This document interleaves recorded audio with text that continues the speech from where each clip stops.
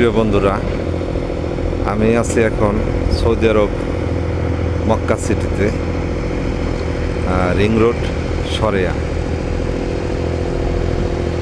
এই ভিডিওটা করার উদ্দেশ্য হলো একটি দেশের রাস্তাঘাটের অবকাঠামো, তার কাজ, তার সক্ষমতা দেখে বোঝা যায় যে আসলে উন্নত দেশ কেমন হয়, তাদের কাজ কেমন হয়।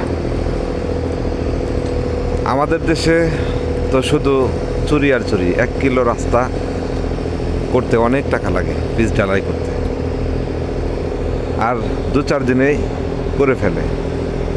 একটু ডলাডলি করে, উপরে খোয়া দিয়ে, ইটের খোয়া দিয়ে কাজ সম্পন্ন। আমি এই রাস্তাটি আজ 20-22 দিন যাবৎ দেখছি যে এই রোলার দিয়ে বিভিন্ন ওই যে গাড়িগুলো, সবগুলো নাম তো আর জানি না, সেগুলো দিয়ে 20-22 দিন যাবৎ শুধু এই ডলাডলি করছে।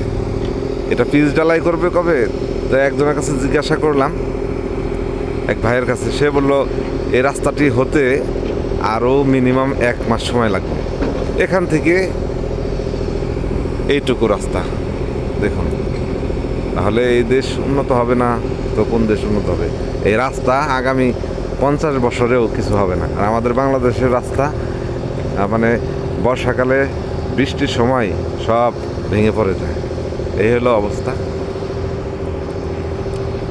তো আগের মতো নেই। আশা করি আমাদের দেশ আরও উন্নত হবে।